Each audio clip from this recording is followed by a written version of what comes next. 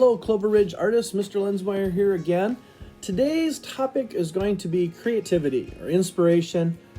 Where do our ideas come from? And I've talked to you guys over and over about ideas come from things that we see, some things that we think about, things from our imagination, things from our feelings.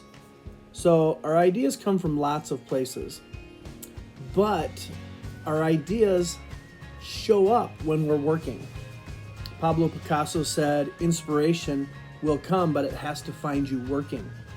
You can't just sit there and think and hope something's just gonna pop up. You gotta be working, you gotta be making some other things. So today I'm gonna show you some tricks that you can do to help you find that inspiration, find some of that creativity. Because once you get started on some of these little ideas, maybe you'll abandon them and jump into projects that you find more interesting or fun.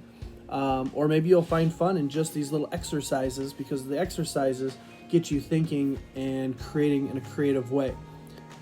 So let's take a look at what Mr. Lensmeyer did by looking at my sketchbook. And what we're going to do is I'm going to limit your choices of what you can do. And by limiting sometimes is when you will find that inspiration, or when those things will pop into your mind and get you really excited, and you'll either start painting or sculpting, that sort of thing. So this idea is a sketchbook started idea or generated way to come about creativity. Another artist, Fred Barr, said, just go to your studio and make stuff. It's not about the result. The act of creating is something that's always more important than the final result. And that's kind of what we're working with here at Clover Ridge, is we want to find you just making stuff. And you can see some of the stuff here behind me that I've made over time. And sometimes they just sit up there and they give me inspiration to make new stuff. And maybe it'll turn into something else down the road. I don't know. But it's fun to keep making stuff.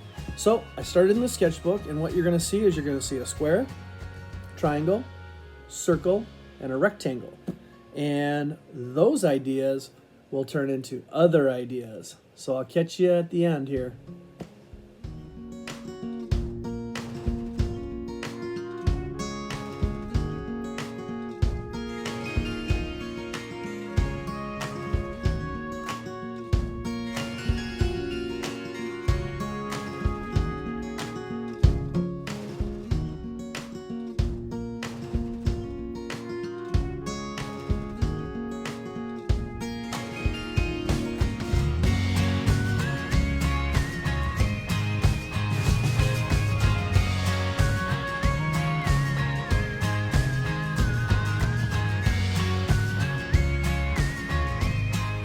Who would have thought some of those simple shapes could turn into some of those cool little drawings? Even I was kind of surprised as I got working on those.